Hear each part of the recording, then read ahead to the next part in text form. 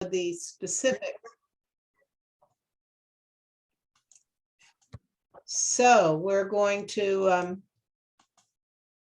let's see, where was I? We suddenly, oops, okay, that was last week.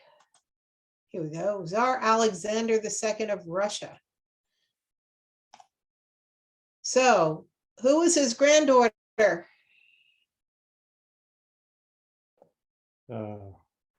Trick question.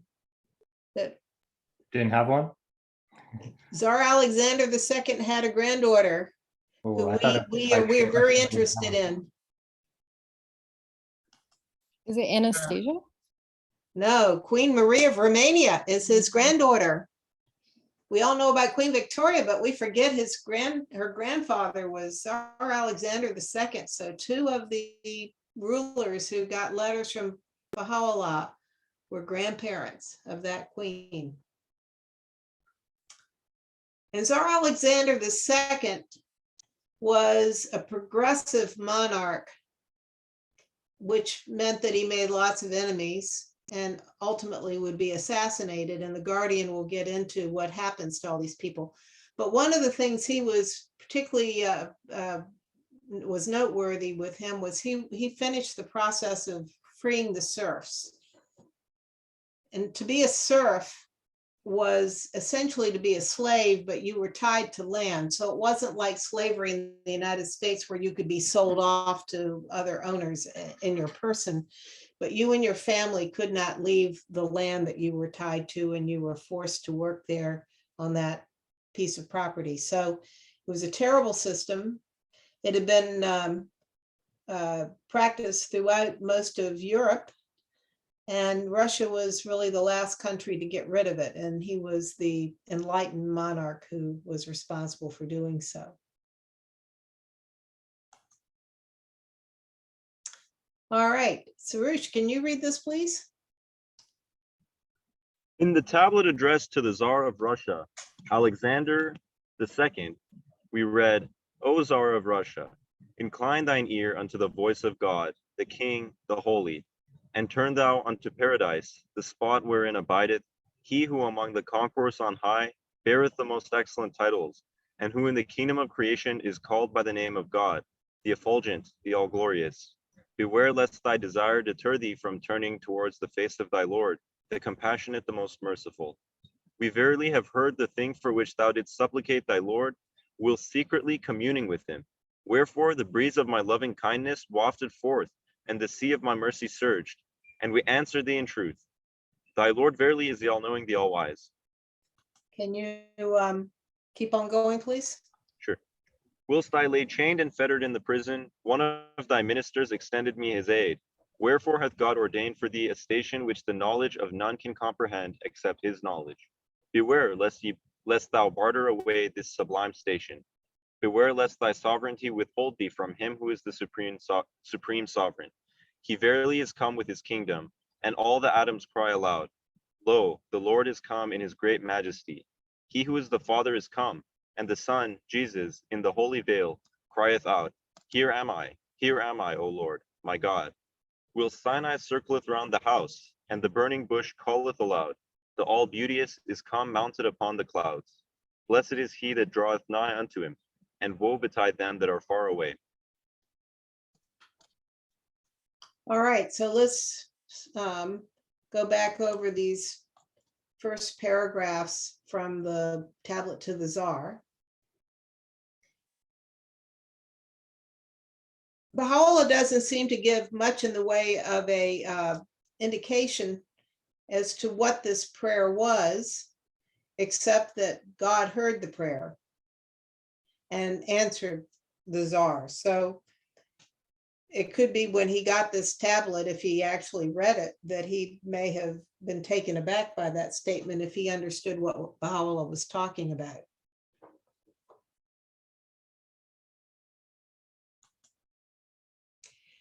And what is he alluding to in this first part that I've highlighted in yellow?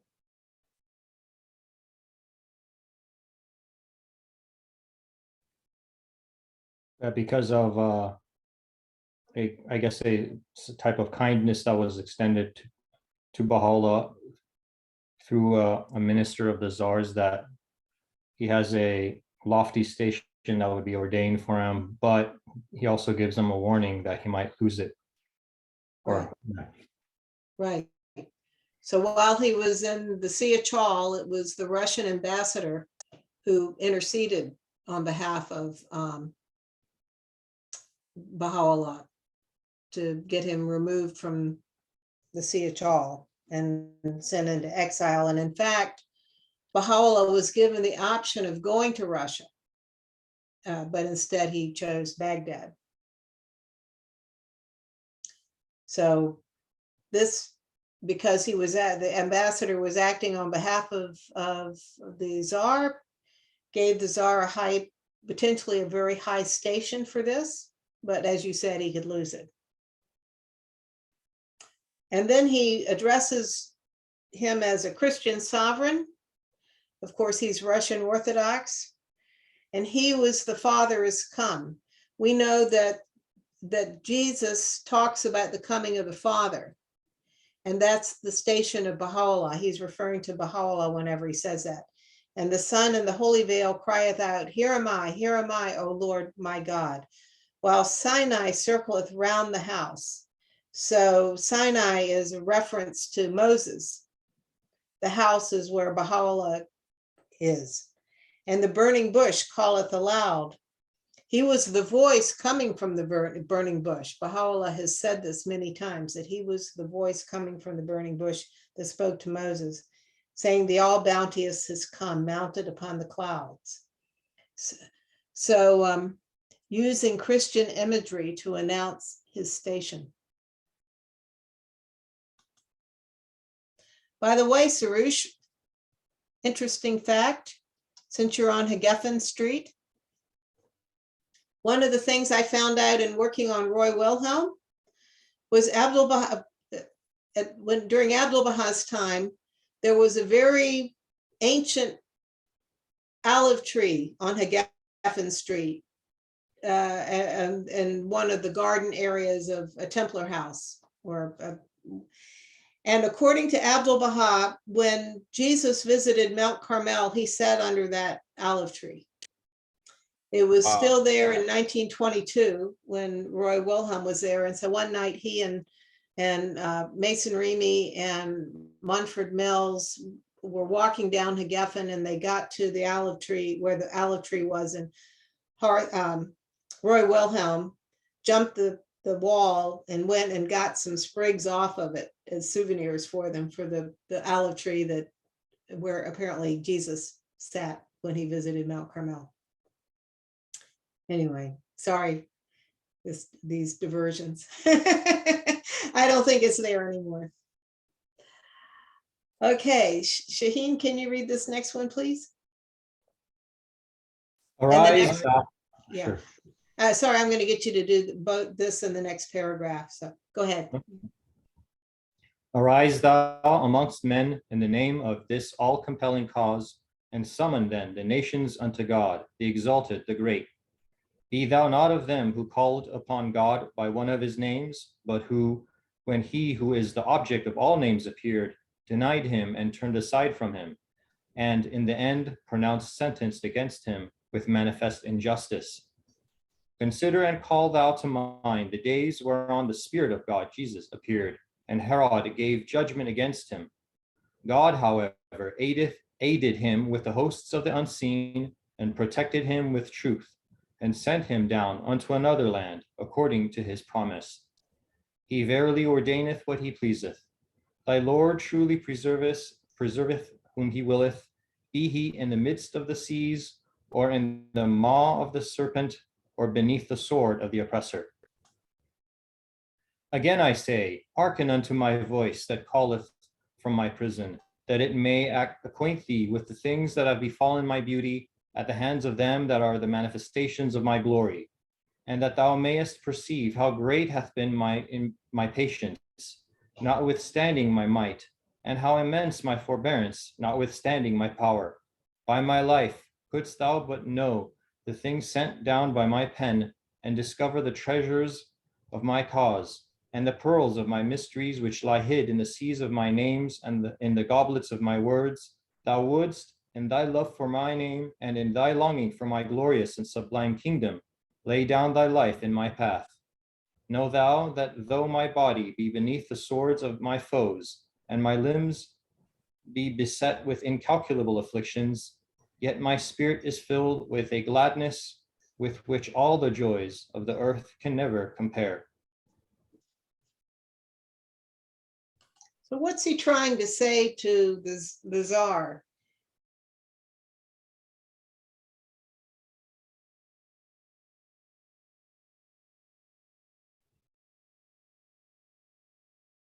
That,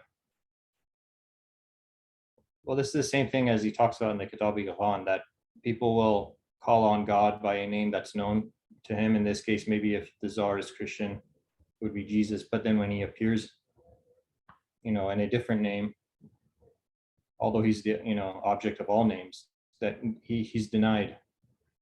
And then, but further, he's pronounced sentence against. So don't treat him the way that all the other manifestations of God have been Right. treated. But then he goes on and the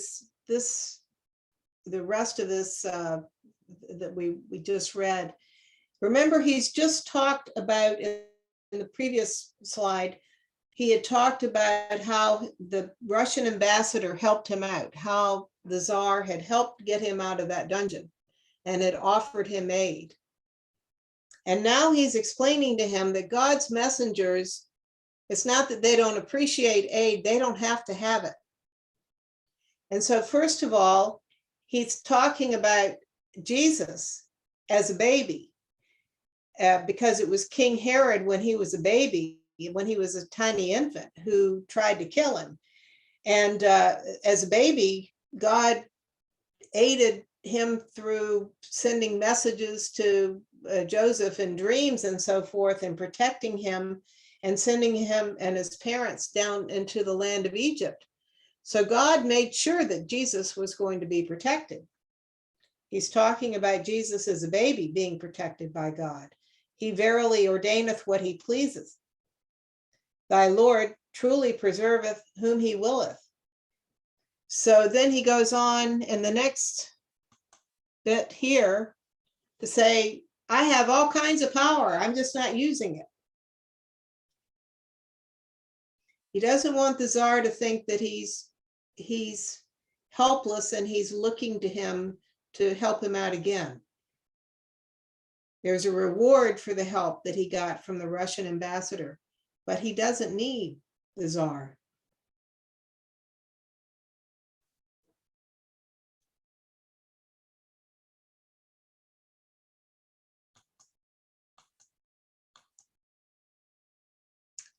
So Katya, can you read this on the next slide, please? Sure.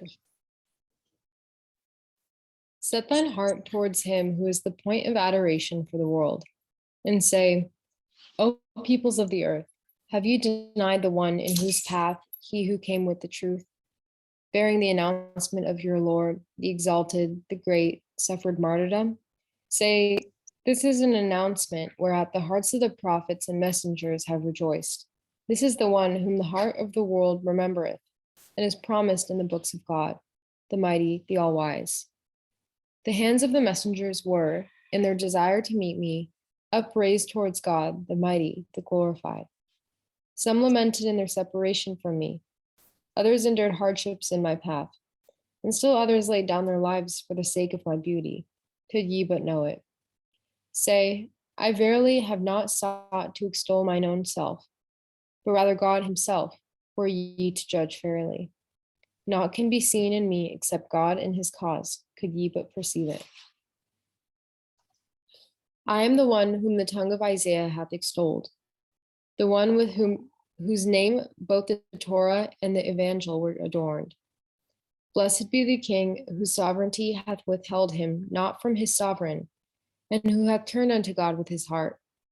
He verily is accounted of those that have attained unto that which God, the mighty, the all-wise, hath willed.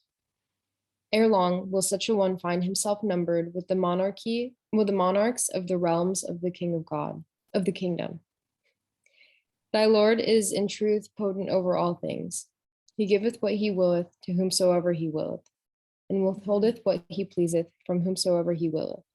He verily is the all-powerful, the Almighty.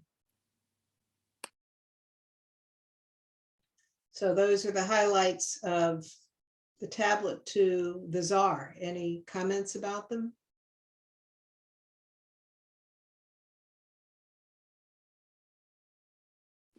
I have a question. Sure. What is the Evangel? The Evangel is the New Testament. Let's see.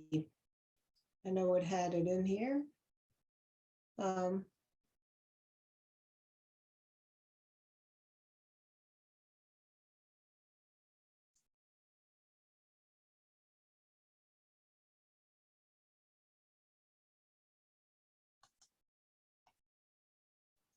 Oh, both the Torah and the Evangel. So he's making a distinction with, well, the Torah is technically the first 5 books of the Old Testament, and the Evangel is particularly the opening 4 books of the New Testament.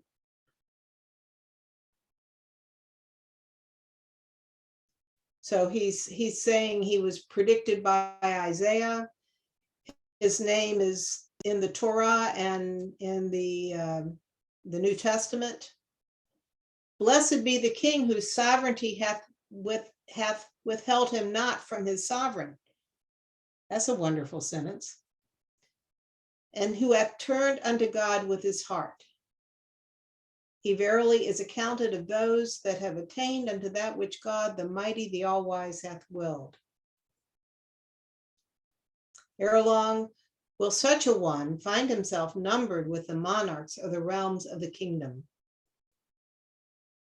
So he is trying to explain his station, how powerful he is, and that if he is a true Christian, he will find all that he needs to appreciate and accept Baha'u'llah in the Bible.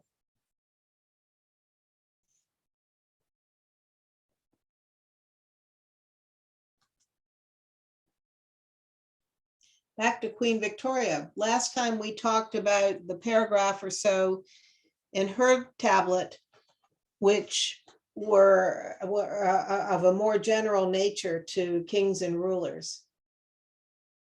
I listened to a wonderful talk that Nader Saidi did about Queen Victoria's tablet and about how it didn't follow the same format as the other tablets to the kings and rulers. For one thing, she's a constitutional monarch.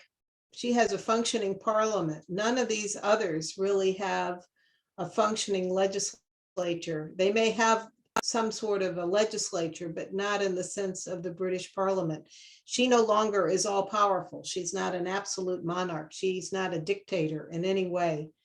And so the letter to her not only includes how she should be, but he talks about parliaments. First, the British Parliament, and then all legislators in that tablet. So it's highly significant because the government of England was in a whole different stage of development. In fact, Baha'u'llah recommended that in looking at the development of spiritual governments, that we look to the country of England.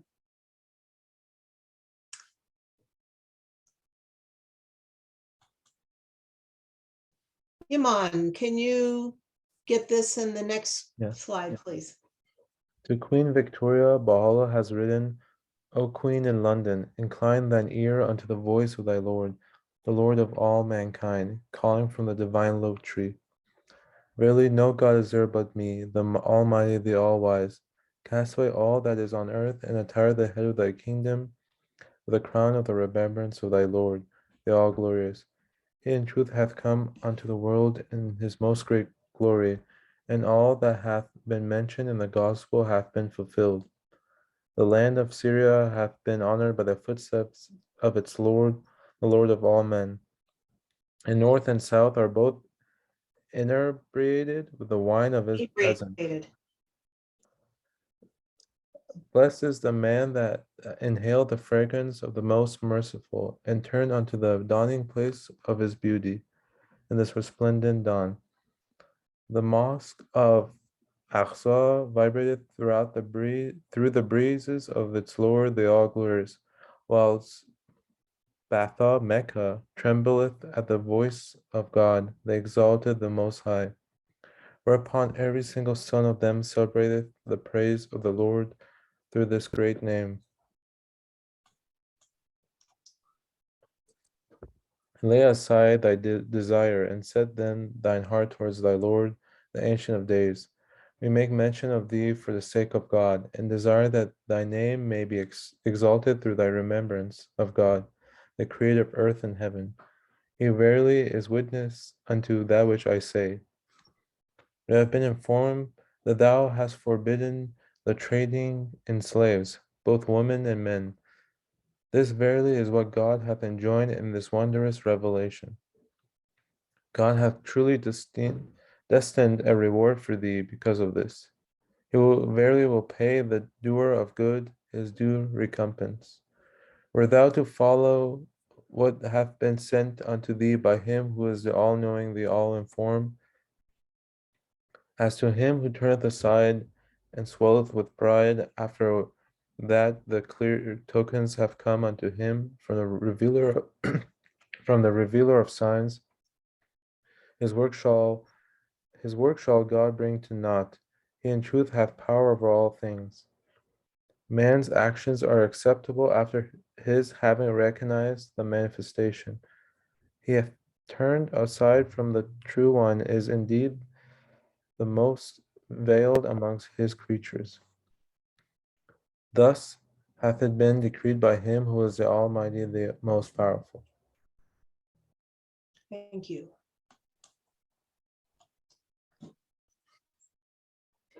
So again, appealing to her Christian sensibilities.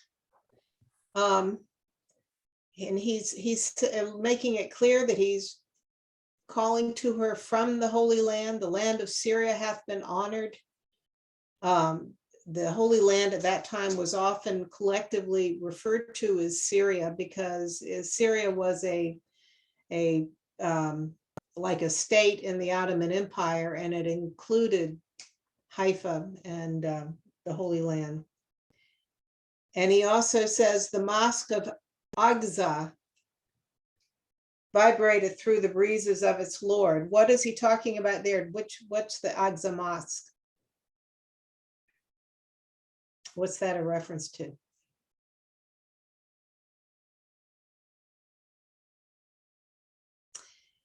That's one of the holiest mosques in Islam. On the Temple Mount, you have the Dome of the Rock, sort of as the main event. But then at the other end of that plaza, on that platform, is the Aqsa Mosque. And it is also very much revered as one of the most important mosques. So this is a reference to Jerusalem. And he's also bringing up Islam.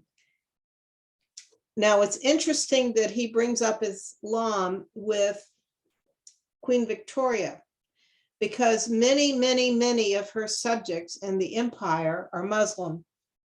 And in fact, she would study the Quran later in life and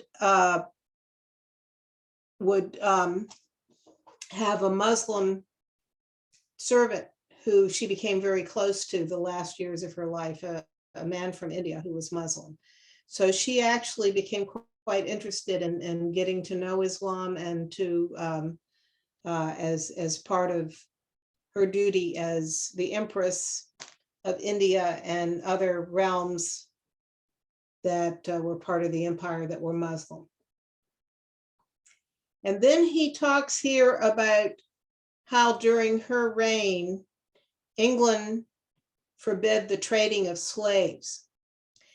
And we know that this is an historic and important development, but I think that we as Americans don't fully appreciate this because it was the British Navy that ended the slave trade out of West Africa.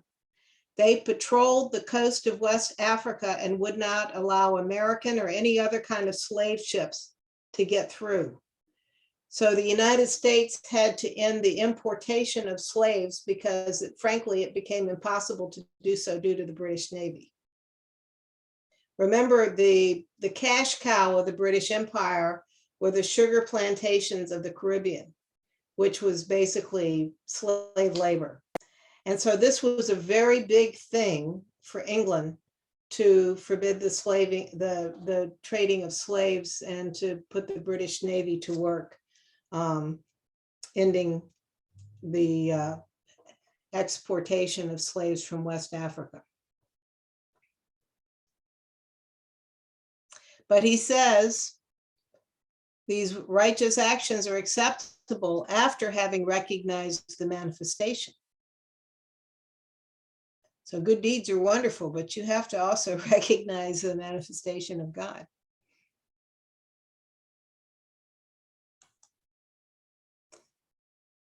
That's not dissimilar from, how in Christianity it's not good works that save you, but the recognition of Christ and his Right. sacrifice. Right. And the Baha'i faith Baha'u'llah is very clear in the Agdas that it's both deeds and faith. It's not one or the other. And in other parts of his writing. Kathy, in the fire tablet also, I think Baha'u'llah says at once he was under I forgot the exact word, but he uses the word Syrians. Is it the same Yeah, the reference? Syrians means that he talks about the people of Syria, and that also includes Akka, Haifa, the Holy Land, because at that time it was all called Syria. Lebanon was all Damascus was the regional headquarters for Syria, the province of Syria. So that's what he's talking about. He has some very nasty things actually to say, or not very nice things. It's that they were the generation of vipers. I think he calls the people of that region. I Wow. think he said, "Thou seest me veiled in tyranny among the Syrians," or Oh, Right. something like that. Right. Exactly. So this is the Arab tribes primarily. He doesn't mince words. So Imam, can you read this next one, please? Yes. We have also heard that thou hast entrusted the reins of counsel into the hands of the representatives of the people. Thou indeed hast done well, for thereby the foundations of the edifice of thine affairs will be strengthened, and the hearts of all that are beneath thy shadow, whether high or low, will be tranquilized. It behooveth them, however, to be trustworthy among his servants, and to regard themselves as the representatives of all that dwell on earth. That is what counseleth them in this tablet. He who is the ruler, the all-wise. Blessed is he that entereth the assembly for the sake of God, and judgeth between men with pure justice. He indeed is of the blissful. So England had a council or a parliament. Parley is the French for speaking together with someone. So it was where you could have discussions. This went back to the Middle Ages, to the period of the Plantagenets, and it gradually evolved. By Queen Victoria's time, after the Civil War that England had and the Glorious Revolution and other political upheavals, including the American Revolution, they no longer had the divine right of kings in England. And she was not an absolute monarch. She was, the laws that Parliament passed were given primacy but it took a lot of blood and terrible things happening in England to get to that point. The Parliament, for the first several hundred years of its existence, really only represented the wealthy, the nobility, people who were from these aristocratic families who had titles that they passed down from one generation to the other, or very large landed gentry. A year before this tablet was sent to Queen Victoria, we think it was 1868, 1869, but 1867, they did a major reform that just about doubled the number of people in England who could vote. These were still white males. There were no women or people of low class, but they allowed a lot of city people and people who were not of the nobility and the landed gentry, other, lawyers and doctors and other people who were living in cities could suddenly vote. So they doubled the number of people who could participate in Parliament. This is a long process. It would continue through her reign and into the 20th century, with the women getting the vote at the end of World War I in England.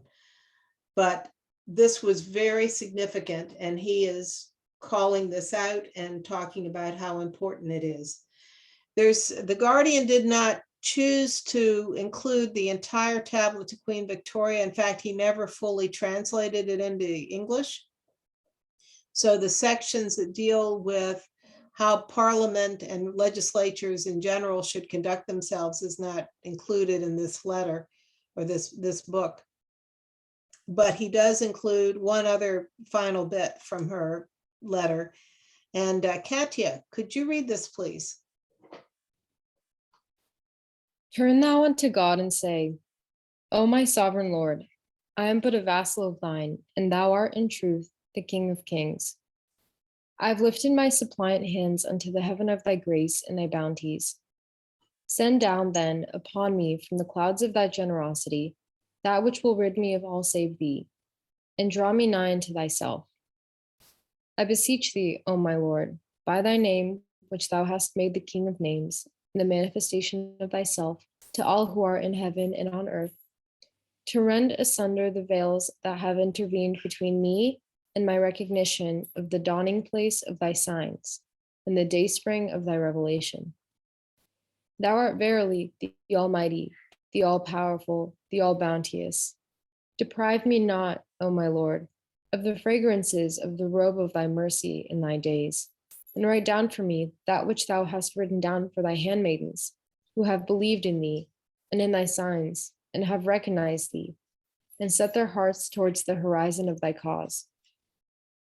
Thou art truly the Lord of the worlds, and of those who show mercy the most merciful. Assist me then, O my God, to remember thee amongst thy handmaidens, and to aid thy cause in thy lands. Accept, then, that which hath escaped me when the light of thy countenance shone forth. Thou indeed hast power over all things. Glory be to thee, O thou in whose hand is the kingdom of the heavens and of the earth. Dr. Saidi points out that this is the only tablet that included a prayer for the sovereign to recite. And it's very interesting that a few years ago, for one of the, maybe it was the 60th anniversary of Queen Elizabeth's reign, the National Spiritual Assembly of the UK had this prayer done in beautiful calligraphy and framed, and then presented it to Her Majesty the Queen. And she was so thrilled that she asked if they could also do the same for all her ladies in waiting. So the UK National Assembly had other copies done with nice calligraphy and framed for all of the Queen's ladies in waitings, because she loved this prayer so much. I'm sorry, what's a lady in waiting? Historically, all they're like aids, but it's a it's a very important position to be a lady in waiting. These are usually are women of noble backgrounds or particular pedigrees, and they are the ones who accompany her, carry out tasks. They serve as her companions, just sitting around the palace when she's waiting in between things. She hangs out with the ladies in waiting. So it's an important position for a monarch. Sounds like a glorified servant to the queen. Well, essentially, that's what it is, yes, but it's a huge thing to be a lady in waiting. In fact, one of the problems has been that the ladies in waiting, who usually come from politically prominent families, when the political party in power would change, this started with Queen Victoria, they would insist that she get a new group of ladies in waiting who were from the political party that was in power, and get rid of the ones that were now out of power. So there's a political overtone to it as well. Seems that the way of trying to influence the queen then. Exactly. That's the practice. I have a question.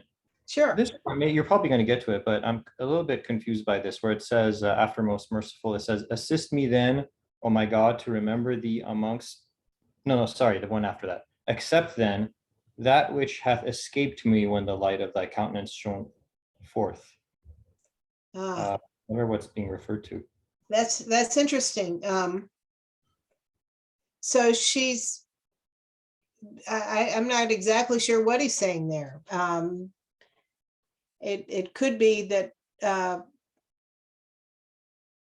that she's asking God to, when she doesn't get it, when she doesn't get who Baha'u'llah is, or what the full importance of this message, to accept her ability to get it later, what escaped when the light of thy countenance shone forth.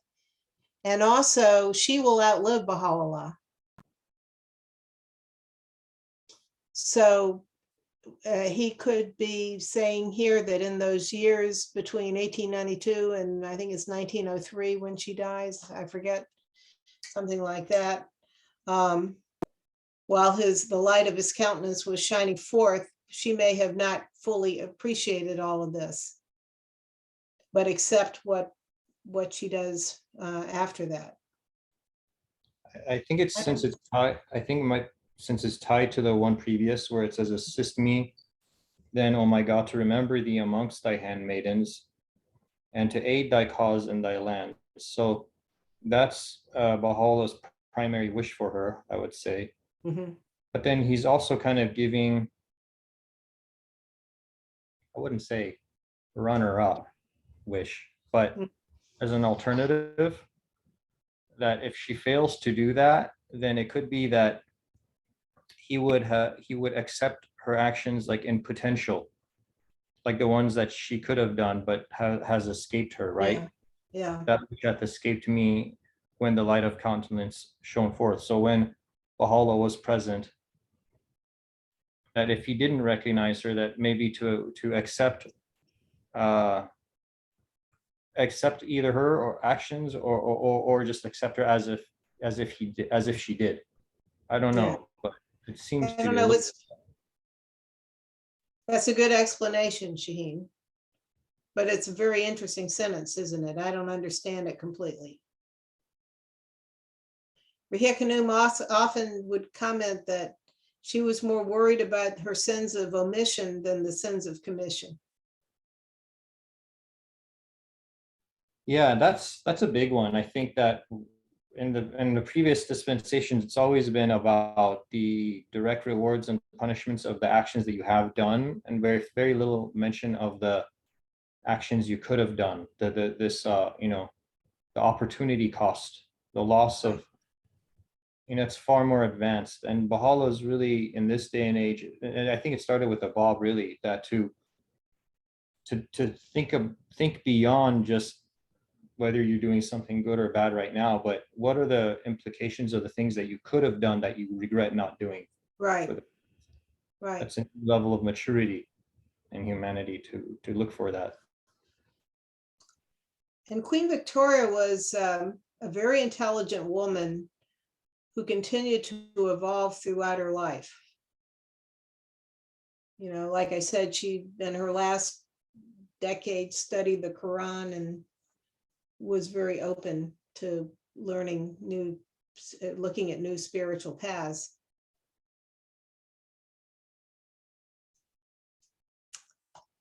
Anything else on Queen Victoria? You say that towards the end of her life, she had some kind of a illness, like a mental illness? That No, last she bit? had at the time this was delivered, she was probably going through what today we would consider to be a period of mental instability. And when she was very, very attached to her husband. And her husband got sick and died in his 40s. They had been married long enough to have, was it 10 or 11 children, a huge number of kids. And they were a very close-knit family. And she totally relied on Albert. In fact, Albert really acted much like a king. He really sort of set the tone for much of her reign and did some wonderful things as her consort. She just went to pieces. She went to pieces and just had a very tough time getting herself back together. She became very emotionally and mentally unstable, and that went on for some years. And it was a huge problem. It was a problem for the government. It was a problem for her family. And she gets this letter from Baha'u'llah actually during the middle of that period when she was still in that situation. She had periods where she was very together and then periods where she just would fall apart again. She pretty much secluded herself during this period. And there's a movie that deals with it called Mrs. Brown.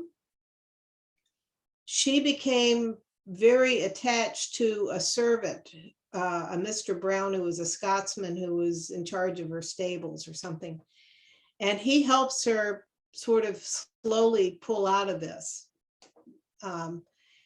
He's a no-nonsense fellow, but also just seemed to have the right touch to sort of say, come on, you've got to get on this horse and ride again.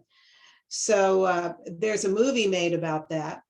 By the way, there's also a movie, it's got Judi Dench as Queen Victoria.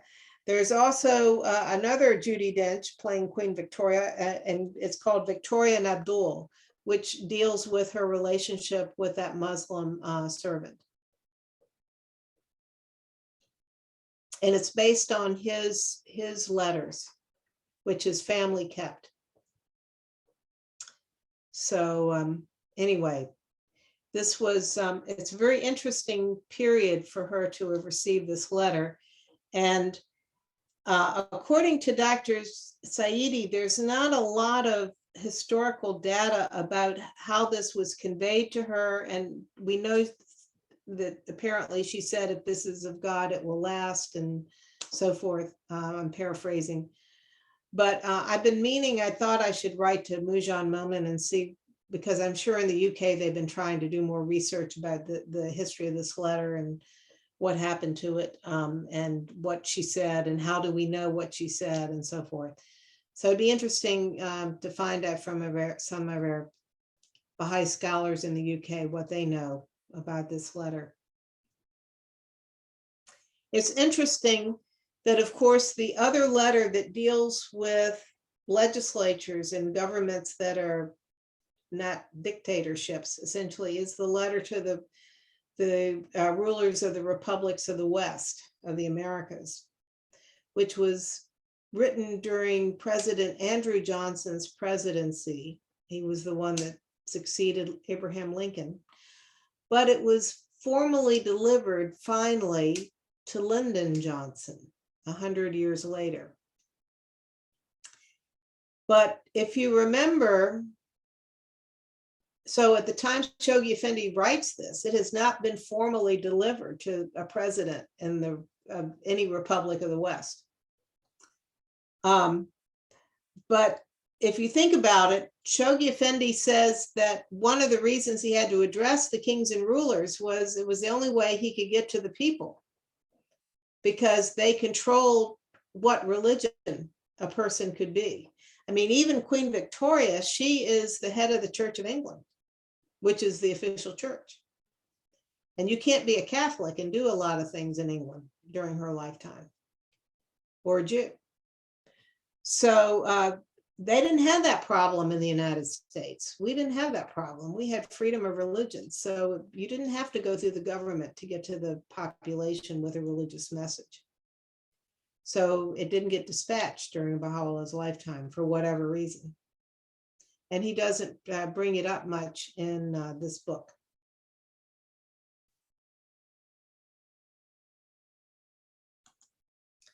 Now we're going to talk about Kaiser Wilhelm I.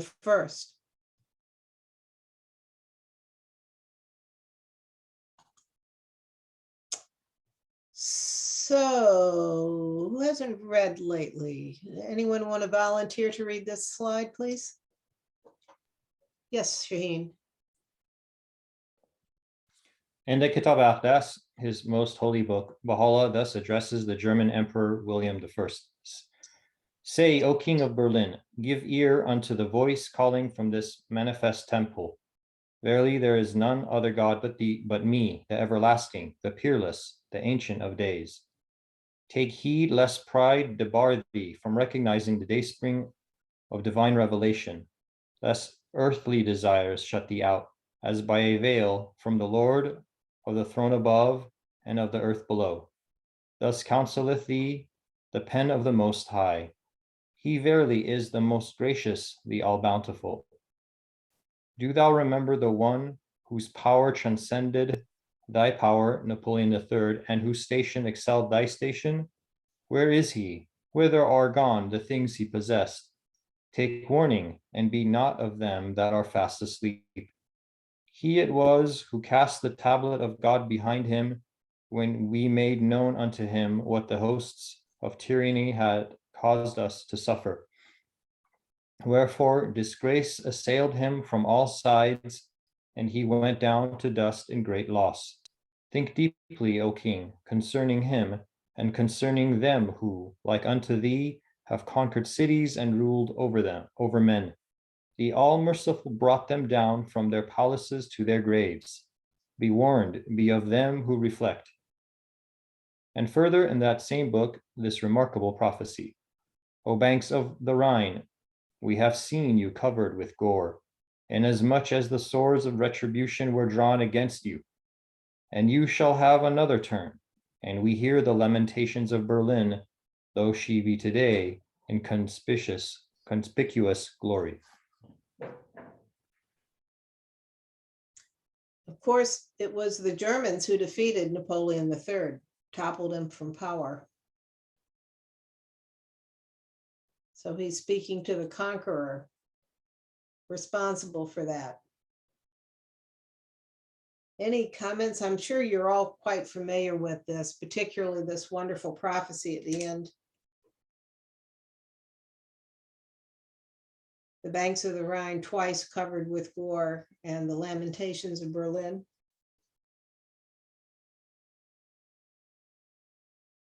Any comments or thoughts on this?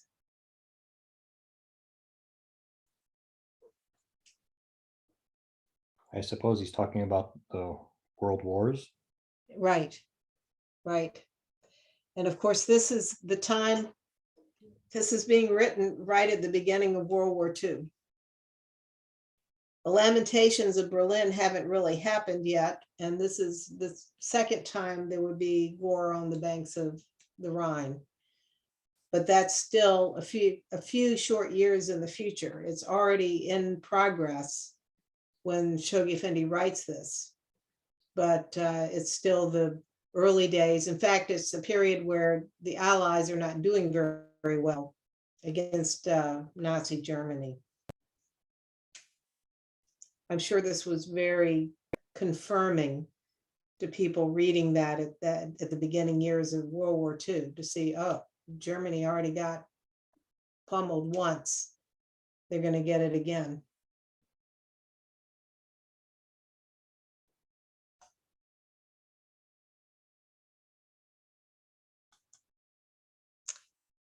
So then he didn't leave out the head of the last head of the Habsburg Empire, the dynasty that went on for about 1,000 years, and he would be one of the last, second to last Habsburg emperor.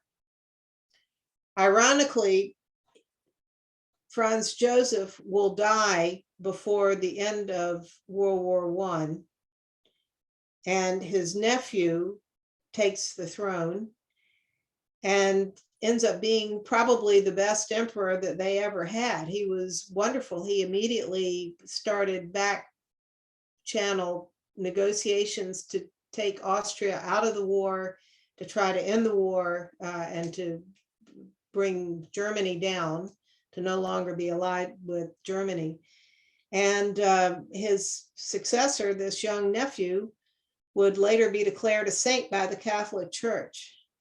But at the end of the war, the people of the Austro-Hungarian Empire, as it was dismembered during Versailles, they decided they would no longer have an emperor. So they finally got a good one, and even a saintly one, but it was too late. So let's see what he has to say to Franz Joseph. So Iman, can you read this, please? Yes. Again, in the Kitab al-Aqdas, these words directed to Emperor Francis Joseph are recorded. O Emperor of Austria, he who is the dayspring of God's life dwelleth in the prison of Akka. At the time when thou didst set forth to visit the Aqsa Mosque, Jerusalem, thou passed him by and inquired not about him, by whom every house is exalted and every lofty gate unlocked. We verily made it Jerusalem, a place whereunto the world should turn, that they might remember me, and yet thou hast rejected him who is the object of this remembrance, when he appeared with the kingdom of God, thy Lord, and the Lord of all of the world. We have been with thee at all times, and found thee clinging unto the branch and heedless of the root. Thy Lord verily is a witness unto what I say. We grieve to see thee circle round our name, whilst unaware of us, though we were before thy face. Open thine eyes, that thou mayest behold this glorious vision, and recognize him whom thou invokest in the daytime and in the night season, and gaze on the light that has shineth above this luminous horizon. I like the line, it's clinging onto the branch and heedless of the root. Wow, that's really cool.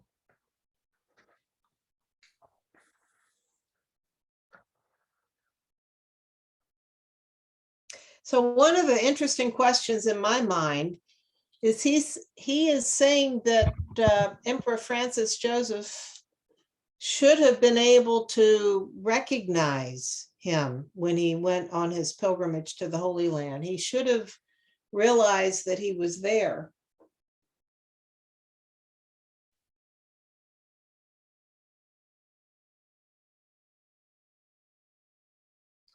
We grieve to see thee circle round our name whilst unaware of us, though we were before thy face. So he was trying to be a pious man, as a disciple, as a follower of Jesus, waiting for the second coming, and he gets to the Holy Land and ignores Baha'u'llah. So the one thing that makes me wonder about this is we know that the Kaiser later in 1898 makes a pilgrimage, and he comes to Haifa, gets off the boat in Haifa and begins at the German Templar colony. The German Templars got to Haifa in 1868 and had already been sending people to the Holy Land before that. And they very quickly came in contact with the Baha'is and even Baha'u'llah himself. So if Franz Joseph knew the Templars, would he have heard about Baha'u'llah through them? I don't know.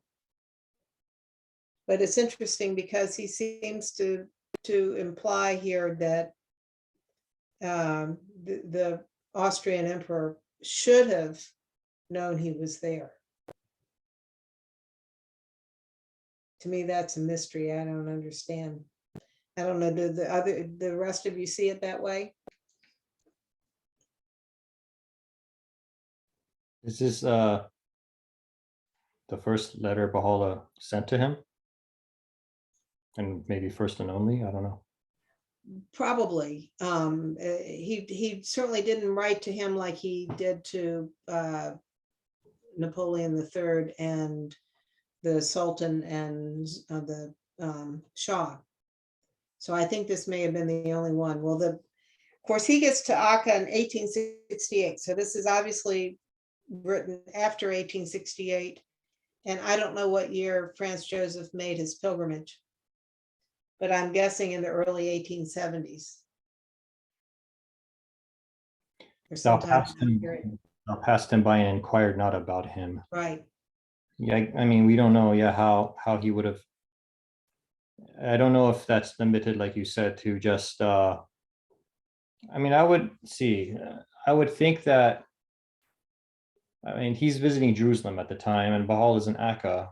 The question would be, was there enough? I don't think just regular people, passers-by, would talk about Baha'u'llah. There's this prisoner of Akka, not too far from here. So it could have been him having known about letters to the other rulers in Europe, but I don't know. Yeah, I don't know. It's very interesting how he talks to him in this letter. Or it could be some other very personal way of that he could have somehow been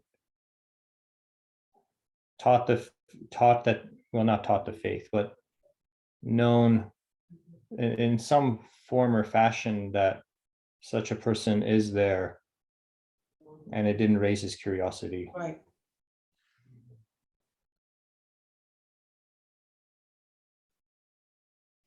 And it says, we have been with thee at all times and found thee clinging unto the branch and heedless of the root. So Baha'u'llah is always aware. He's telling him, he always knows what he's doing.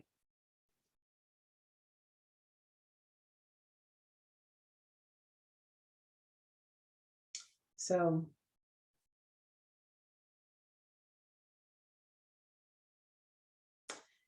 anyway, somehow he holds him responsible for this. Interesting mystery.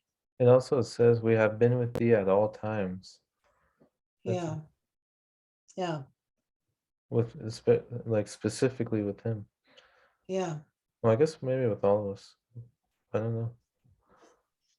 There's a wonderful story.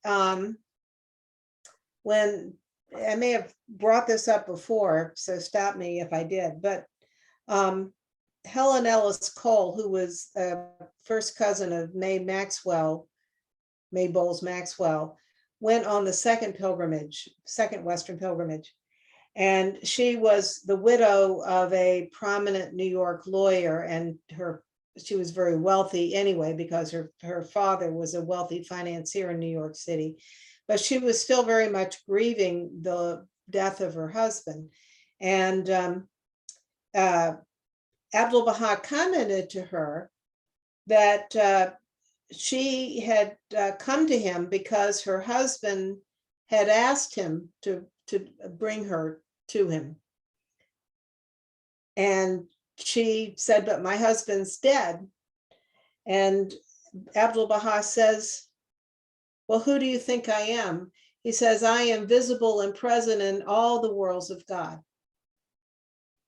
So Abdu'l-Baha while he's in this world, is also visible and communing with souls in the next world while he's present in this world.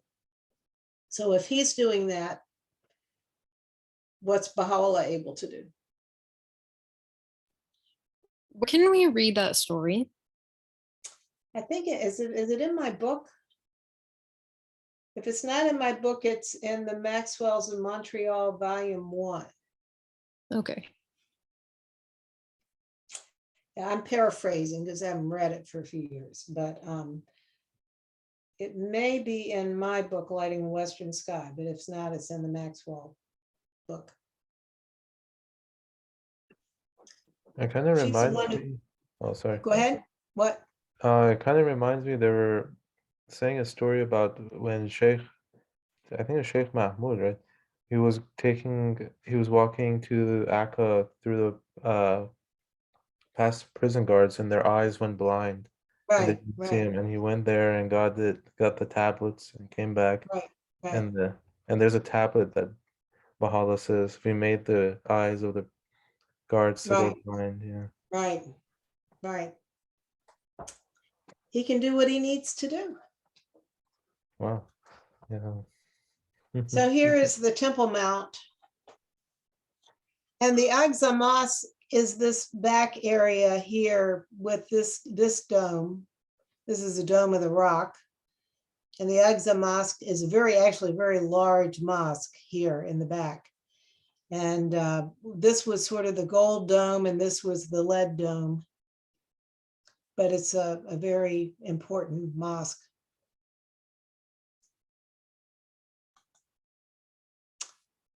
So let's see if we can get through this in the next 20 minutes. This is the Sultan's tablet, or highlights from the Sultan's tablet.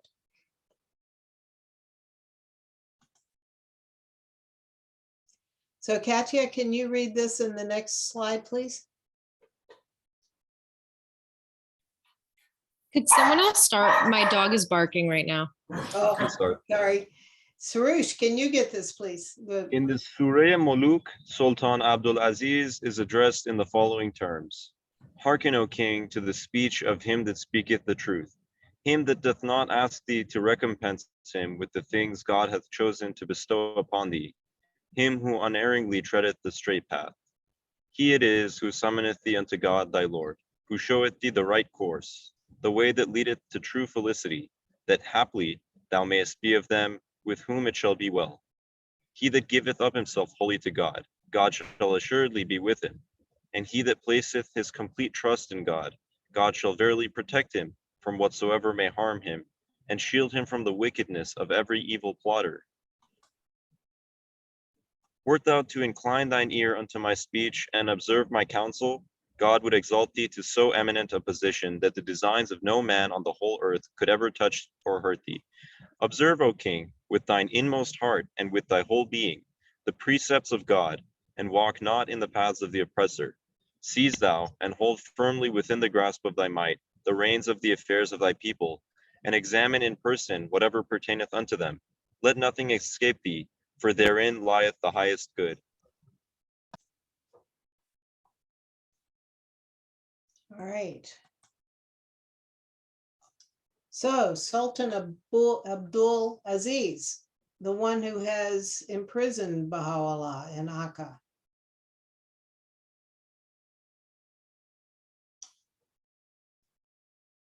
So he is describing himself. Baha'u'llah says that he is the one that does not ask thee to recompense him with the things God hath chosen to bestow upon thee. Him who unerringly treadeth the straight path. So he says, he's not bringing up his status as a prisoner, but he's reminding the Sultan that he's not asking for any worldly goods from the Sultan, and that he is someone who is always acting righteously. And that it is he who is summoning the Sultan to God, thy Lord. Now remember, the Sultan is also the Caliph, which makes him like the Pope for the Sunni Muslims. So he is the one that's supposed to be calling the faithful among the Sunni Muslims to God. But Baha'u'llah says, he it is who summoneth thee unto God, thy Lord, who showeth thee the right course. He that giveth up himself wholly to God, God shall assuredly be with him.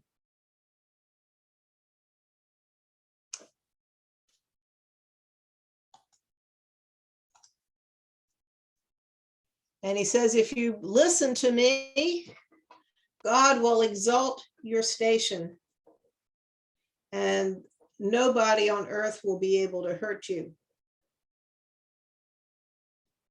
But you have to listen with your heart.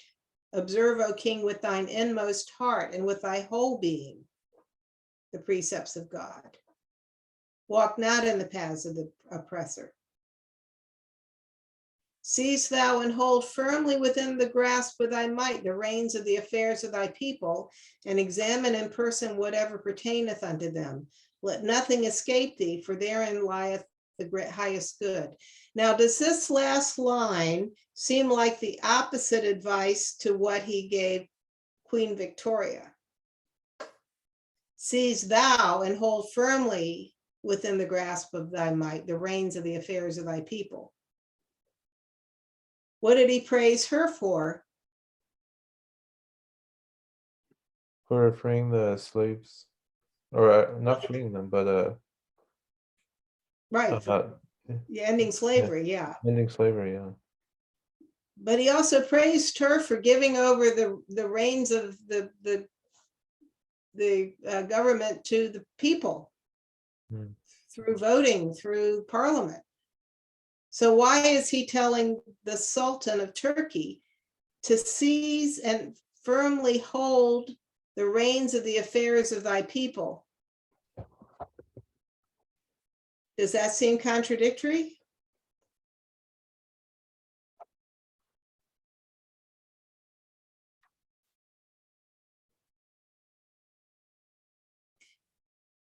Well, if you know what's going on in Turkey at this time, or in the Turkish Empire, the Turkish Ottoman Empire is called the sick man of Europe. It's so corrupt, so mismanaged that it's a basket case.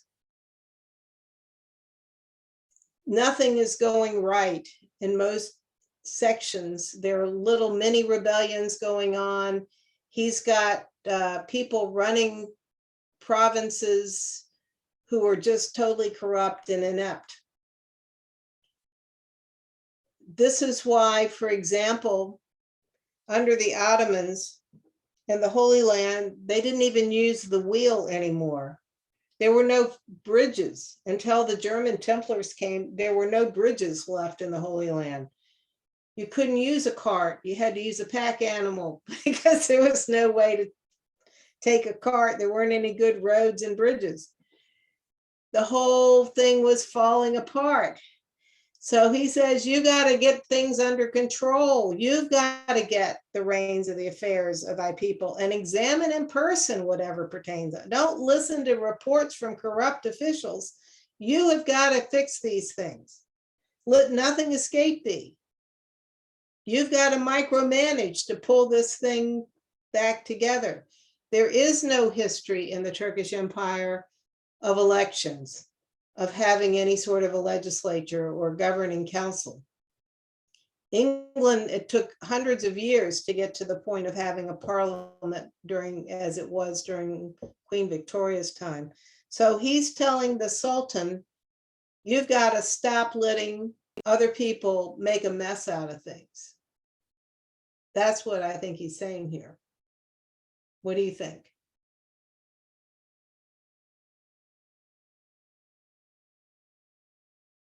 So it seems contradictory, but it's a different circumstance in the Turkish Empire, the Ottoman Empire. Iman, can you read this? And Yeah. then the next one? Yeah, slide. Thank you. Render thanks unto God for having chosen thee out of the whole world and made thee king over them that profess thy faith. It well beseemeth thee to appreciate the wondrous favors with which God hath favored thee, and to magnify continually his name. Thou canst best praise him if thou lovest his loved ones, and dost safeguard and protect his servants from the mischief of the treacherous, that none may any longer oppress them. Thou shouldest moreover arise to enforce the law of God amongst them, that thou mayest be of those who are firmly established in his law. Shouldest thou cause rivers of justice to spread their waters amongst thy subjects, God will surely aid thee with the hosts of thy unseen and of the seen, and would strengthen thee in thine affairs. No God is there but him, all creation and its empire are his. Unto him return the works of the faithful. Place not thy reliance on thy treasures. Put thy whole confidence in the grace of God, thy Lord. Let him be thy trust in whatever thou doest. Be of them that have submitted themselves to his will. Let him be thy helper and enrich thyself with his treasures. For with God, with him are the treasures of the heavens and of the earth. He bestoweth them upon him whom he will, and from whom he will he withholdeth thee. There is none other God but him, the all-possessing, the all-praise. All are but paupers at the paupers at the door Paupers, of, yeah. at the door of his mercy. All are helpless before the revelation of his sovereignty and beseech his favors. Paupers are poor people, Oh, I see. Okay. old-fashioned word for poor people. Mhm. So what's he saying to the Sultan?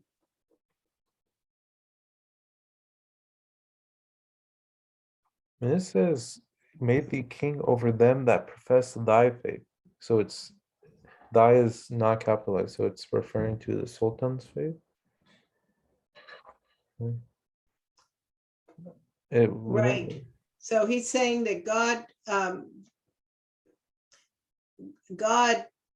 picked him out and made him the king. And he's not just king. Remember, as Sultan of Turkey, he's caliph. Mhm.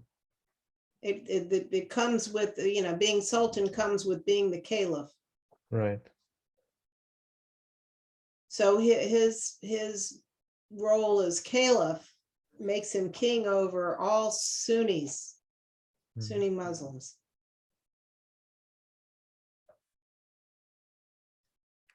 So he needs to appreciate this wondrous favor which God has given him.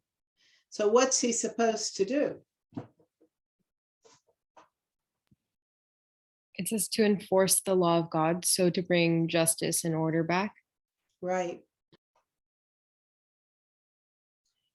But first he's got to clean up something. He's got to safeguard his people from the mischief of the treacherous and those who have been oppressing them. So he's got to enforce justice in the law, and he's got to take away the power of the people who are treacherous and oppressing his subjects.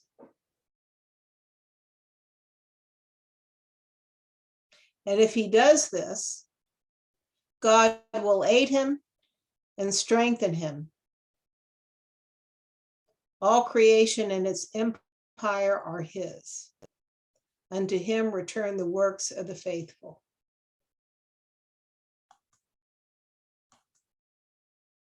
And then place not thy reliance on thy treasures. Have any of you been to Istanbul and gone to Topkapi Palace? Istanbul is one of the most fascinating cities to visit, and I strongly urge you to do it, and then make, of course, a side trip to Edirne to see the House of Baha'u'llah there and the Baha'i properties. But Topkapi Palace,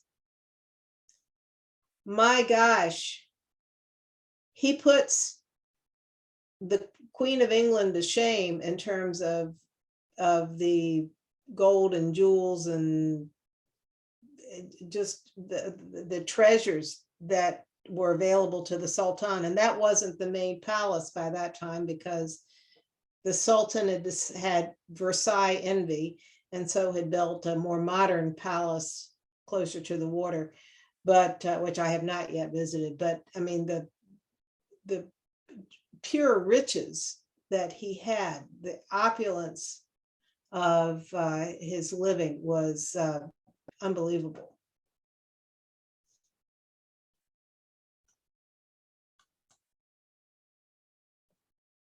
Katya, is your dog behaving? Yes, I can read. Okay. Overstep not the bounds of moderation, and deal justly with them that serve thee. Bestow upon them according to their needs, and not to the extent that will enable them to lay up riches for themselves, to deck their persons, to embellish their homes, to acquire the things that are of no benefit unto them, and to be numbered with the extravagant. Deal with them with undeviating justice, so that none among them may either suffer want or be pampered with luxuries. This is but manifest justice. Allow not the abject to rule over and dominate them who are noble and worthy of honor. And suffer not the high-minded to be at the mercy of the contemptible and worthless, for this is what we observed upon our arrival in the city, and to it we bear witness. Set before thine eyes God's unerring balance, and as one standing in his presence, weigh in that balance thine actions every day, every moment of thy life. Bring thyself to account ere thou art summoned to a reckoning, on the day when no man shall have strength to stand for fear of God, the day when the hearts of the heedless ones shall be made to tremble. Can you keep going? Sure. Thou art God's shadow on earth. Strive therefore to act in such a manner as befitteth so eminent, so august a station. If thou dost depart from following the things we have caused to descend upon thee and taught thee, thou wilt assuredly be derogating from that great and priceless honor. Return then, and cleave wholly unto God, and cleanse thine heart from the world and all its vanities, and suffer not the love of any stranger to enter and dwell therein. Not until thou dost purify thine heart from every trace of such love can the brightness of the light of God shed its radiance upon it. For to none hath God given more than one heart. This verily hath been decreed and written down in his ancient book. This verily hath been decreed and, oh, my bad. And as the human heart, as fashioned by God, is one and undivided, it behooveth thee to take heed that its affections be also one and undivided.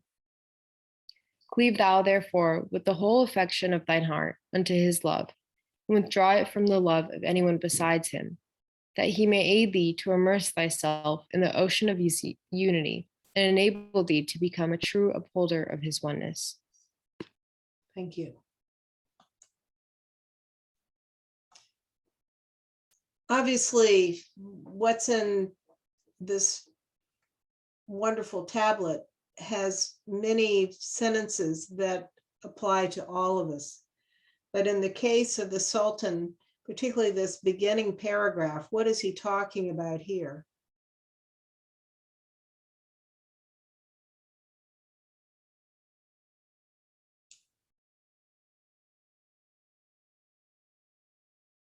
Like the principle of moderation. Mhm. Shaheen, Okay. did you, Shaheen and then Imam? Just an extension of what Katya said. It's that, well, when they transgress the bounds of moderation, it affects the subjects, like whoever is working for the caliph, the king, the ruler. And he's saying that what are they doing? To deck their persons, to embellish their homes, to acquire the things that are of no benefit unto them. And he's saying that so that none among them may either suffer want, which is one extreme, or be pampered with luxuries. And this is but manifest justice. allow not the abject, sorry, to rule over and dominate them who are noble and worthy of honor. That's something that stands out for me. Yeah, the one time that I can remember what Baha'u'llah talks about the abject, he talks about the abject and the foolish, Yeah, right? He uses those terms in pairs. And he's basically indirectly saying, well, he actually directly saying is that this is what's actually happening, has happened to the state of your affairs, that you've allowed the abject and the foolish to rule by you not directly inquiring what's going around, because you don't have the reins of your subjects. And so you're getting disinformation or whatever else that's going on. And this is why your kingdom is suffering as a result. right. And then he gives them how to actually stay in line. Because he's saying, okay, don't go out of moderation. Okay, I won't. Well, so how am I going to do that? He says, set before in thine eyes God's unerring balance. And then everything that you do, weigh it against that every moment of thy life. So that's a wonderful way of presenting it to him. And even today, if Congress could look at the first paragraph in this slide and say, okay, how should we be compensating the people who work for the US government? They should be not suffering want or pampered with luxuries, so this is because also the people who are being servants of the government are getting their money from taxes off the backs of the citizens of that country. And to have people who are not worthy of being in the position of making judgments and affecting people's lives. Suffer not the high-minded to be at the mercy of the contemptible and worthless. And this is exactly what Baha'u'llah saw firsthand. So then he goes on and gives this wonderful statement about kings and rulers.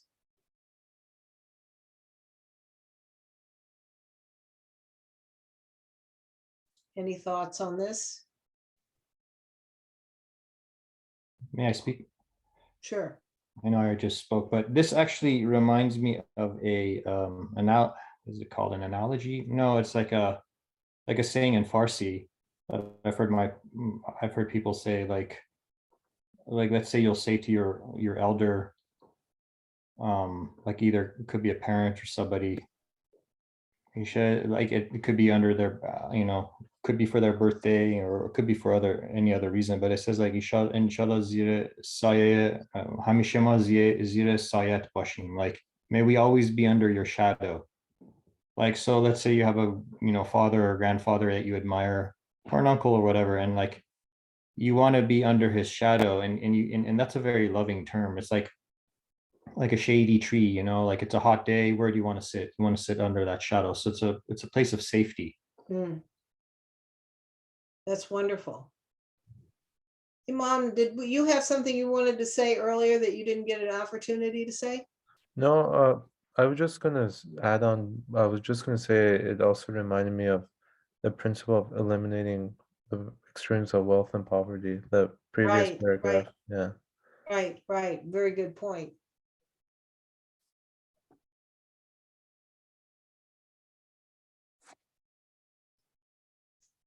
To go around your day carrying out your role as king, knowing you were God's shadow on earth. Well.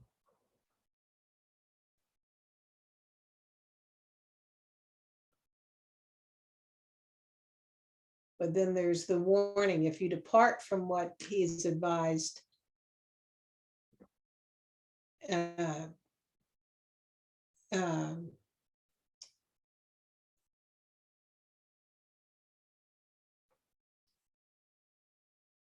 you will be losing this great and priceless honor.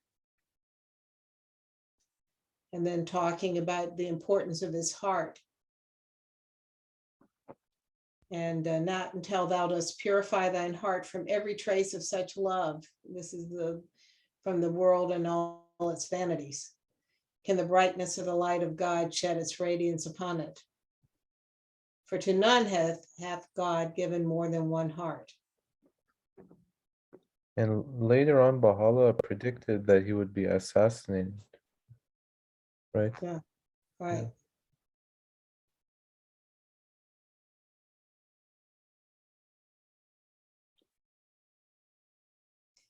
So think about, I mean, this is hard for any of us. Cleave thou therefore with the whole affection of thine heart unto his love, and withdraw it from the love of anyone besides him. I mean, we all have people pulling on us, but if you're a person in a position of power, you have a lot of people pulling on you, flattering you, wanting to be your favorite. But not to allow any other loves for people, for power, to come between him and God.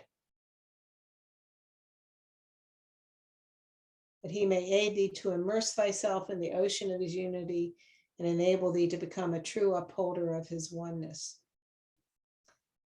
So, dear friends, it's after midnight here and it's early morning in Haifa, but breakfast time for Sarush. And the next section continues actually with this particular tablet to the Sultan. It's entitled, Let the Oppressor Desist. So we'll come back to the Sultan next week. And also hopefully, Sarush, when do you come back from pilgrimage? The following week? I'll be coming back on the 26th, so I think next week I might have to join from here as well. I'll Okay. try to at least. Well, we're going to be expecting a full report. And Imam, we haven't had a full report from you from your pilgrimage either. Oh, So yeah. yeah, Yeah, I definitely want to share. Maybe next time I'll share. that'd be wonderful. Yeah. So we see that you have a glow, and we'll expect Sarush to have that pilgrim glow by next week. Anyway, well, I hope you folks all have a wonderful week. We know Sarush will, and envy. Anyway, and so we'll look forward to seeing all of you next week. Any more comments or thoughts before we sign off for the evening? No, thank you as always. Thank you for your time as always. What? Thank you, Kathy. Thank you so much. I get more out of it than you do, so thank you for letting me do this. Thank All right, so let me you. stop share. Great. And so I'll see you guys next week. Yeah, goodbye. Bye. Bye, everyone. Bye.